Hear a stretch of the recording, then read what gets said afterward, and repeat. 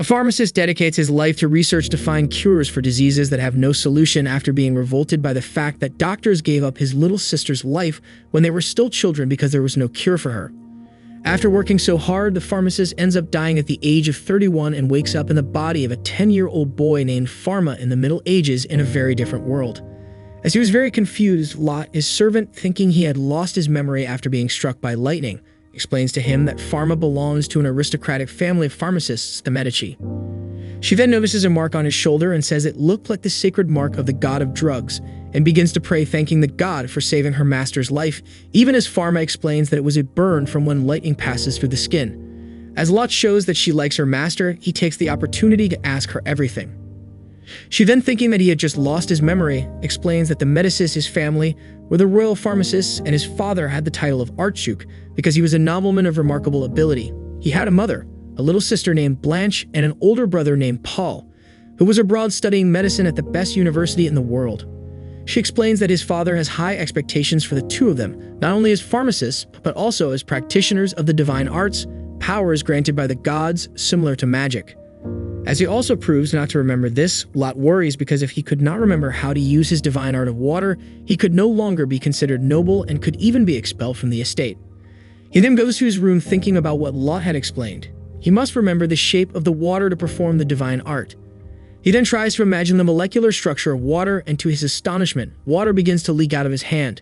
Not knowing what to do, he throws all the water out the window and ends up wetting Lot, who thanks her master for freshening up and wetting the garden for her.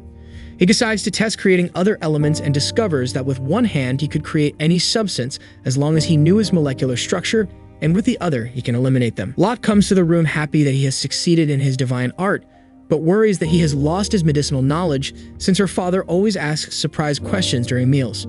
She then takes him to the family library where he finds out that he has studied them since childhood, but when he opens one of the books he realizes that it was like the medical knowledge of Earth, but from centuries ago. And so at dinner, he finally meets his family, finding out that they are lovely, and thinks about how he will now have to live the life of Pharma. After his father Bruno asks him a surprise question and he gets it right, he asks if he was feeling well enough to resume his classes. And so the next day we meet his teacher named Ellen, who is the first to notice how he was acting completely differently, as if he were someone else. He gives the same excuse he gave Lot, saying he has lost his memory. She then goes over the basics of the divine arts, explaining that all aristocrats have a guardian divinity, which in the case of his family is the god of drugs, and each one receives an attribute of the divine arts being positive or negative: fire, water, earth, air, and nothingness. But the last one has not been seen for 300 years, if it really existed. He then asks from which attribute would someone be able to create any substance, but she says that such ability was impossible, and someone with such power would be a god or a monster. And so they set off to practice, where he discovers that he would need his staff to amplify divine power. As he realizes that he had left his at home, Ellen gives him hers to practice with and asks him to make a water spear, giving a small demonstration. However, when it is Pharma's turn, he demonstrates a power far above normal. Ellen gets worried about what was happening and asks him to hold a divinometer, where he would measure his power, and is completely startled to see that he exceeded the divinometer's capacity values and even showed negative and positive attribute, things that have never been seen before. The poor woman is so frightened that she breaks her glasses, and then she sees the sacred mark of the drug god shining on his shoulder and tells Pharma that he should never hold a divinometer in front of anyone, even his father, and decides to end the class that day. But since she was without her glasses, Pharma helps her to walk back. Then he teaches her a trick, asking her to make a small hole with her fingers and look through it, and she is surprised to see that she could see better that way. But the even bigger surprise was his. As he looks through the hole between her fingers, he sees everything dark, with only a blue light on Ellen's finger, and as he picks it up he finds that she had twisted it earlier, and after Pharma tells her the cause of the injury, the blue light turns white. After explaining what he had seen to Ellen, she is even more frightened to realize that it was the divine eye of the drug god, which she notices that the boy had no shadow, and this is when it really terrifies her for good and she runs away in fear. The next day, Pharma's father tells him that he would not have class that day because Ellen had a high fever and was willing to stop classes, and asks Pharma to bring her a letter and a nutritive potion.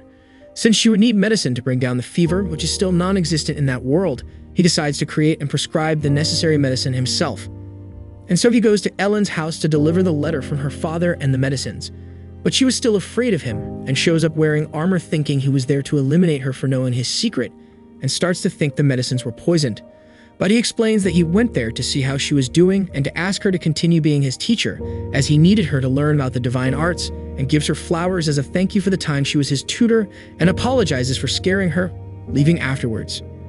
She is still a little afraid to take the medicine, but thinking that he was a god and that gods have no history of harming humans, she decides to take the medicine. After a while, Ellen appears, determined to go back to being his teacher, thanking him for the medicine that had cured her. However, she explains that she would continue to wear armor, and they would train on a desert island as a precaution against an accident. And so the two train with his divine powers, proving to be absurd. Later, he analyzes all the workers in his house with his special vision, making a list of the health problems they had, and then uses his ancient knowledge of medicine to make the medicines with the divine art. And after finishing, he delivers them all, starting with a moisturizer for Lot's parched hands, and notices that all the workers were quite thrilled. Lot explains that the servants have never received medical treatment before, as it is something exclusive to aristocrats, as the cost of medicine was something out of reach for commoners. Pharma then reflects that with the medicinal knowledge of the time and the high price of medicines, a mortality rate must be high, and decides that he wants to make medicines available to everyone who needs them, regardless of social class, making Lot all happy. Later, at a meal with his family, he discovers that his little sister Blanche had chickenpox, a disease that in that world was still considered super dangerous, and his father asks him to be careful, because even though he had already caught chickenpox and the medicine has not proven it, he says it is possible to reinfect him, leaving Pharma impressed with how intelligent his father was, since even on Earth this had been discovered recently. He then uses his powers once again to prepare a medicine for Blanche and goes to her in hiding and asks her to keep the medicine a secret, inventing that he has had knowledge of a book that his father did not know about. Blanche starts scratching herself, and Pharma says that this would spread the virus, when he realizes that they were not yet aware of the existence of viruses or bacterias. Then she ends up commenting that Pharma had changed, acting like a more loving brother, and says she likes how he was now, making him remember his little sister who had died in his other life. After Blanche heals much faster than usual, thanks to the medicines, he decides to make a microscope to introduce the bacteria to that world. When he is finished, his father says that he received an emergency call from the Empress, who was having serious health problems. He explains that Pharma would go along with him when he starts coughing steadily. Pharma becomes worried and tries to examine his father, but it would be suspicious to do so at that moment, so he leaves it for later. When they arrive at the Empress, they are met by the chief court physician, who accompanies them to her, Elizabeth Yu, who really wasn't feeling well at all. After his father examines her using a different method from our world, he begins to prepare himself, and Pharma realizes that they were performing a euthanasia, giving up Elizabeth's life as they had given up his little sister's other life. He then decides to examine Elizabeth, discovering that she has tuberculosis, known at the time as the White Plague, a disease that for them had no cure. At this moment, Prince Louis appears in tears, worried about his mother. Pharma can't stand still in that situation and asks for permission to treat Elizabeth, saying that there was a new medicine for her. His father tries to stop him, but Elizabeth gives her permission, since he was the only one who still had hope of saving her life. Then Pharma begins to prepare the medicines, but his father breaks down the door, trying to stop him, thinking that he was giving false hope to the Empress, since there was no cure for the White Plague, surprising Pharma, who thought that his father did not know about the disease. But he continues to make the medicines, and his father, worried that he is making poison by accident, tries to stop him. But Pharma uses his powers to stop his father, making him wonder at such great abilities, when he notices Pharma's notebook and demands an explanation from him. Having no other choice, Pharma invents that he dreamed about the new drugs the day he was struck by lightning, leading his father to believe that the god of drugs had given him the revelations because of the mark on his shoulder.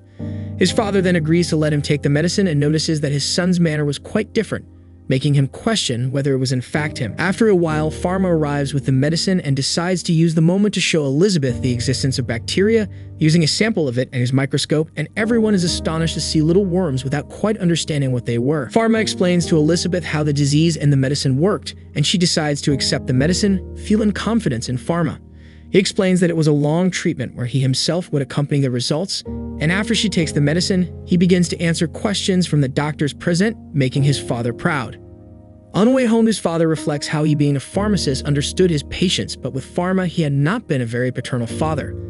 Afterwards, Pharma gives his father the medicine to take for his cough. He then comments on how he would now have to learn from Pharma, since he had been blessed by the god, and gained much more knowledge than he had, but Pharma says that he had never treated patients on the brink of death personally before, and it was he who had guided him on how to act, and says that he was still an apprentice who needed his father's help to guide his path. And so the two begin to exchange information, with his father being surprised by the new medicines. His father then comments that some people might want to eliminate him and that there were even suspicions that someone might have infected the Empress on purpose, but Pharma doubts it because it was something almost impossible to do. Later, Pharma visits Elizabeth to see how she is doing and meets with Lord Noah, who explains to him that the Empress was deciding which reward to give him for saving her life. Pharma says that he would not want a reward, but after the Lord insists, he comments that his dream was to open a pharmacy. Later, he meets with Elizabeth, and we see that she was much better. She thanks him for everything, but comments that she was worried about her authority as Empress since everyone thought she was going to die. Pharma then comforts her by saying that as long as her son and the people who needed her existed, she would never be useless, and she says that his words are like medicine for the heart. He then comments that he has also seen death up close, and it has made him enjoy his next life more. A few months later, at Elizabeth's request, Pharma and his father attend an important ceremony where she grants his father a large territory and promotes Pharma, who goes from apprentice to royal pharmacist, and grants him permission to open a pharmacy. After presenting the pharmacy project he had in mind, Pharma thinks aloud of some name for it and comments that he never thought he would realize his dream in a parallel world. One of the workers listens and understands that that was the name, and so the pharmacy is built, being named Parallel World Pharmacy. When the head of the Empire's pharmaceutical guild named Varen shows up, he begins to berate Pharma because of his age, but the boy maintains his posture. Later, Pharma, along with Elin, think about how they would manage everything, and Lot shows up begging to continue to serve Pharma and gets all excited about working together with him in the pharmacy. However, there was still someone missing to handle the store's finances. Arriving home, Pharma sees everyone sad and finds out that Mr. Kadric, one of the servants of the house, was retiring due to a problem with his leg, just the guy trusted to manage the finances of the property. Pharma then asks if he would be interested in working in his pharmacy if his leg was cured, and Kadric is excited by the idea. Afterwards, his father gives Pharma a huge amount of money to run his pharmacy with peace of mind, a great gift. And so Pharma already had more than enough to start his work. Thus, the place is inaugurated with a long speech by Pharma, who openly explains that this was a pharmacy for nobles and plebs, leaving plebs apprehensive and nobles offended by the news. Despite this, Pharma was super excited about the realization of his dream. However, after a month with his store open, he realizes that it was going to be harder than he thought. Since the commoners already had their old pharmacists and the nobles usually choose to be served inside their estates, the business of the store was going super poorly. So Lot decides to make a survey around the region about opinions regarding the pharmacy and finds out that most commoners didn't frequent the store because they didn't feel so welcome there, and so they had practically only one regular customer. Later, his parents visit the store and are impressed by their son's professionalism. There was even a bathtub and kitchen in the pharmacy.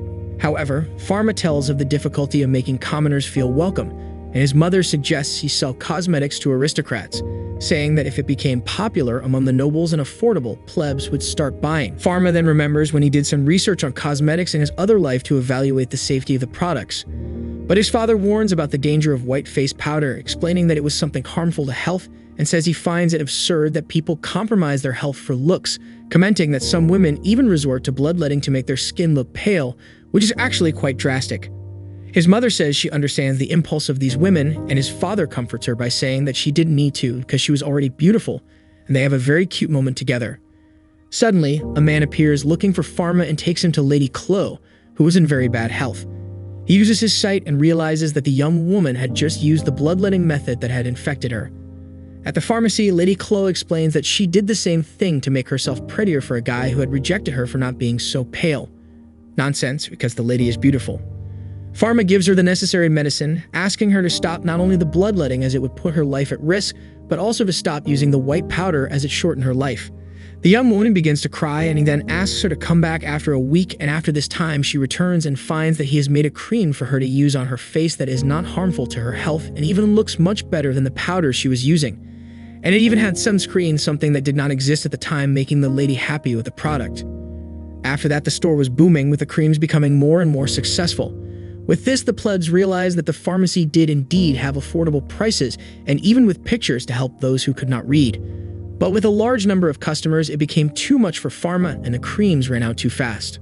Lady Chloe returns to the store bringing her friends to show them the creams and realizes what was happening and decides to become a partner, hiring top pharmacists who were unemployed to help in the service, which gave a relief in their service and also gave a new job opportunity to the young women. After some time, Lot conducts her public survey again, and everyone is pleased to see that all the comments about the store have been positive. Later, Empress Elizabeth goes to the store to see the cream that everyone was talking about and makes it clear to Pharma that she wants to be the first to see the new products. He then apologizes and presents a lip gloss to her, who is delighted with the result and comments that the companies that sold toxic beauty products are on the verge of going bankrupt. Sometime later, everyone goes to Pharma's father's new land, which he got from the Empress. While his father is taking care of business, Pharma decides to go to the beach, and his father makes it clear to him not to go in the sea. But when he gets there, Blanche and Lot beg him to let them at least get their feet wet in the sea, and he gives in as long as they stay at the edge since they can't swim. Ellen then decides to go into the sea as well. Pharma remembers her little sister in the other life who was also dying to go in the sea, but couldn't because she was too small, and Pharma promised that next year when she would be older, they would swim together.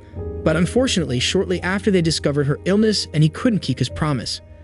At this moment, the worst possible thing happens. Blanche ends up being carried away by the current, and before the others could think, Pharma was already swimming after her, desperate, thinking that he would lose his little sister in that world too, with Blanche deeper and deeper into the water. In his desperation, Pharma ends up activating his power and literally nullifies an entire part of the sea in an extremely sinister way and manages to save Blanche before she was in danger. He tells Aelin that he thinks it was a negative attribute, but she explains that even negative attributes don't do something like that. But with the power being creepy or not, thanks to it, Pharma was able to save his little sister. At night, Pharma realizes how risky it had been to remove all the water from the place because the body is made of water and he could have removed the water from Ellen's body, and Blanche thinks that he really should be feared. Lot shows up and reassures him, saying that she wasn't afraid of him, but in awe of his power and heroism, and shows that she felt guilty for not going to Blanche's aid. But Pharma also reassures her, saying that she did the right thing because she couldn't swim, so she would only have put her life at risk, and says that he would hate it if anything happened to her. In the end, they say goodbye, much more relieved after their conversation. Meanwhile, people in white hoodies report that they have heard rumors of a shadeless boy voiding a part of the sea, and that if the rumors were true, they would have to eliminate him. The next day, one of the hooded guys shows up at Pharma's pharmacy, leaving him a bit puzzled as they didn't seem interested in the store. At dawn, the guards shift change, an out-of-control horse carrying a cart ends up breaking into the pharmacy and destroying everything inside, clearly something set up by someone who didn't like Pharma, who suspects the pharmacy guild or the guys in robes. However, despite the almost total destruction of the store, all the customers contributed to help with the renovation, making Pharma thrilled to see how loved his pharmacy was. Suddenly, a young woman appears begging Pharma to help her father.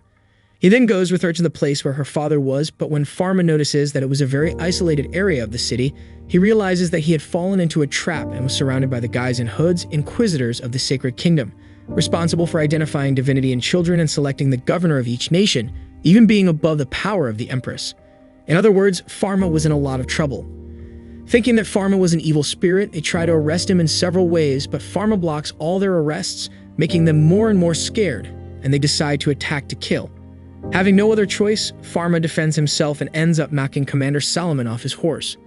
As Pharma literally glows, demonstrating absurd power, he explains that he wants to use his abilities to heal and does not wish to hurt anyone, asking them to retreat. With the glow, they notice the mark of the god of drugs on his shoulder, and because they think Pharma is an evil spirit, they come to consider him a god. They ask Pharma for forgiveness, and Commander Salomon says that he would pay for his mistake with his death, but Pharma stops him in time and realizes that he had fractured his leg in the fall and would need surgery. Despite being a pharmacist, he thinks that since surgeons at the time didn't have much knowledge and relied more on luck, he was the best option. He then performs the surgery on him, and fortunately everything goes well, and everyone thanks the god of drugs, who not only did not punish them but also saved the commander's life. Months later, Salomon shows up at Pharma's pharmacy and makes it clear that he would use his position to help Pharma hide his divine powers, and tells him that he has brought a gift from his temple, the rod of the drug god. Pharma takes the stick, and it begins to light up, and Salomon says that he recognized the drug god, but when Ellen tries to hold it, the stick literally goes through her hand, and Salomon explains that only those who were not from that world could hold it. As if the stick couldn't be any better, Pharma realizes that he could fly on it, like a little witch. On the way out, we find out that Salomon was not responsible for the cart, so the main suspect in fact was the guild owner Varen. And as if the gift of the staff was not enough, he gives Pharma a talisman that would give him shade, so that his presence in the sun would not be suspicious. Pharma proves to be more excited about the talisman than the stick, and explains that it is because with it, he would be able to walk around with his little sister and Lot without worry. And so Pharma walks with the two quietly and thinks about how his pharmacy was growing and would need new partnerships and employees.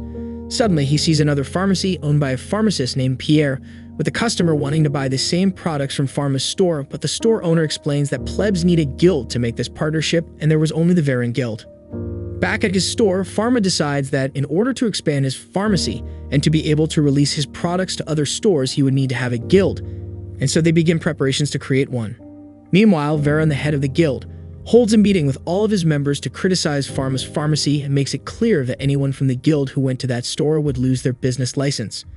However, Pierre's daughter burns up in fever, and he tries to take her to several pharmacies, but they are all closed and he meets up with Pharma. Having no other choice, Pierre goes to his store where Pharma guides him to the back doors, which he thinks are the entrance for the plebs who could not enter through the front door, but he later finds out that it was really just to prevent his daughter's infection from spreading. And so, Pharma examines her, showing an above-normal knowledge and care for the patients, leaving Pierre amazed at the treatment, the result, and the price, understanding why the customers no longer wanted to go to other pharmacies. At home, Pierre confesses to his wife that he needed to go to Pharma's pharmacy, and she worries that if Varen found out, he would be expelled from the guild. But he comments that as a pharmacist, they should be learning from Pharma to evolve and help people, and is saddened to think that if his wife or daughter got sick and depended on the guild, they would probably die because the treatment was so inferior and based on luck.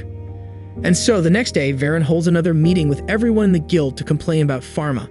Apparently, he didn't know how to do anything else, and they all complained that his pharmacy was really a problem because it was stealing all the customers, and it was dangerous for them to break down, and Pharma, being a noble, could easily stop serving the plebs and leave them without a pharmacy.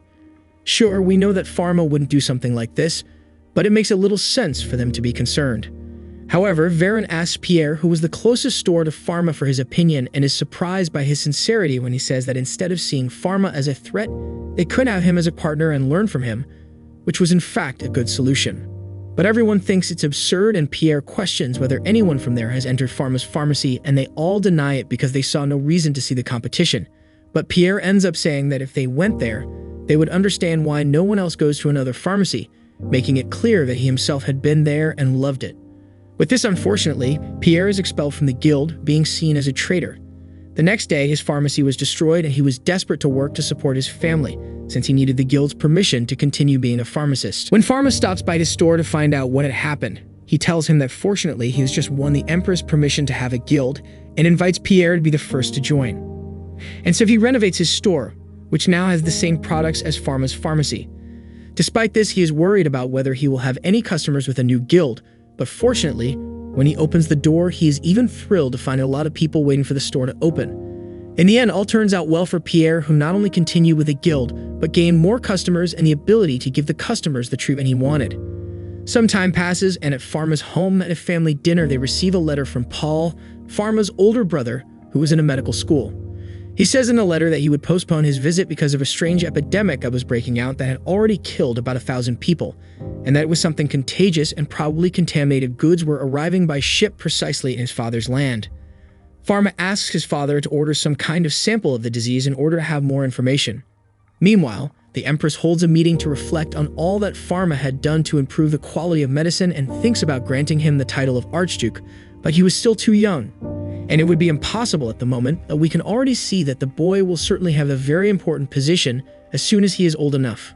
Later, Pharma receives an answer from his brother and finds out that the disease was the dreaded Black Plague and begins to make preparations to prevent it from spreading.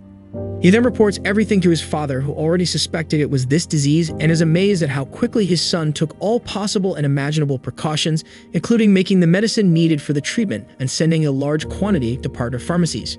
However, they still needed to avoid contamination as much as possible, and they go to Elizabeth to inform her of what had happened, and there she agrees to limit the trade entries.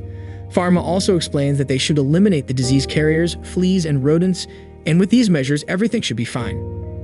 He also finally creates a decent microscope which allows them to research without exposing themselves to disease.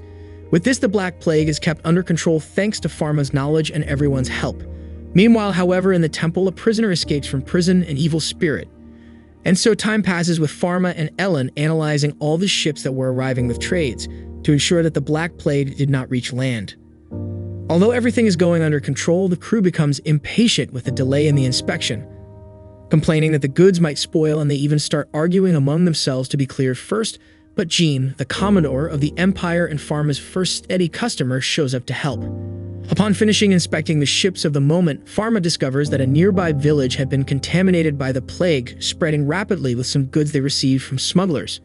After leaving Ellen in charge to continue inspecting the arriving ships, he flies with his stick to the village and discovers one more of his powers, the power to pass through objects.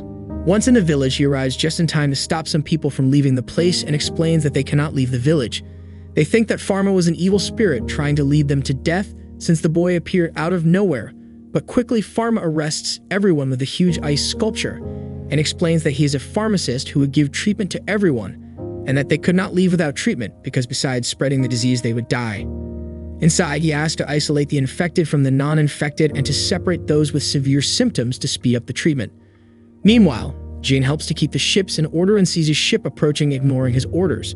But as he gets closer, he finds that everyone on the ship is dead from the disease and regrets that some might have survived if they had received proper treatment and gives the order for his men to sink the ship. In the village, Pharma had reached the end of his work, and now the most difficult part remains. The place where the critically ill patients were, and there he ends up meeting Solomon again. After using his vision, he discovers that 2 of the patients were there by mistake, for having mistaken plague symptoms for simple flu symptoms, and the other 12, most of them, could be treated. And so he treats them all with the help of Solomon and his people. Meanwhile, Ellen continued to handle the inspections in Pharma's place, worried about whether she was doing a good job. After all, she didn't have an eye that showed who was infected or not. Meanwhile, a lady who was about to have her research work interrupted because of her retirement, with no one taking her seriously, is called to see Pharma's father, who asks her to postpone her retirement since Pharma had discovered that she possessed in her laboratory the substance needed to produce the plague remedy, so that everyone would no longer depend on him and his abilities to make the medicines. After a long day of work, Pharma finally manages to treat everyone and get most of them out of their serious condition, heading back to the road home when he notices smoke and goes to the scene. The people of the Sacred Kingdom had captured the smugglers responsible for contaminating the village, and in exchange for a treatment of the disease, they confessed that they had been paid to transport some boxes, one of which was carrying rats, transmitters of the Black Plague, from the very place where the epidemic had started. Pharma reflects that the epidemic may have been caused on purpose by someone who wants to destroy the Empire, which would explain the Empress' contamination with the White Plague. Meanwhile, in the capital, Lot distributes masks to prevent the disease when they suffer an invasion of 5 holy knights who release rodents everywhere. Flying squirrels, no faster way to spread the disease than this. Meanwhile, the evil spirit watched the chaos quietly. Pharma's father asks the Empress to take the plague medicine as a precaution and tells her that they are trying to contaminate the Empire on purpose and that he suspects it is his former colleague, the brilliant but mentally unsound pharmacist, who was imprisoned for performing horrible experiments on humans and who had his divine arts sealed off, and his research was precisely on epidemics, which is why he is suspected. Everyone tries to stop the 5 knights when Solomon appears and pulls out his divine arts just as Pharma finally arrives in time to hear them confess that they didn't even know what they were carrying and were only taking orders from an evil spirit that had threatened them, and his father recognizes from the description that it was indeed his former colleague. Meanwhile, Lot, along with Cadric, decides to go back to the pharmacy, right where the evil spirit was. Pharma and his father notice his presence and run there as well. Arriving at the door of the pharmacy, Lot sees that the place was open and thinks it is Pharma and runs to see him, and Cadric follows worried, thinking that it might not be Pharma. And in fact, he was right. The evil spirit appears behind him, swinging a sword at him. When Pharma arrives, his 2 friends are already wounded by a blow that possesses several poisons. While his father keeps his former colleague busy, Pharma works hard to get all the poisons out of their bodies as quickly as possible. When he finishes, he discovers that the evil spirit had gone there to use his medicines to make powerful poisons and tries to convince Pharma to join him by saying that he would also be judged by society for his power. But of course, Pharma denies this and says that a pharmacist must use his abilities to heal and knocks the creature out the window. Then Pharma jumps up, killing him with a swipe of his staff that turns everything into a rainbow glitter, and Solomon recognizes that it was another of the drug god's powers, called the Purification Shrine, used to eliminate evil spirits, and so all ends well. Time passes and Lot and Cedric receive proper treatment. Ellen continued her work inspecting the ships and Pharma distributing enough treatments for all the pharmacists, and with the little lady's research, vaccines would soon be available. And so 2 months later, the Empress declares the end of the epidemic and everyone celebrates at a fair. Finally, Parallel World Pharmacy is back in business, with many customers as usual to the joy of Pharma.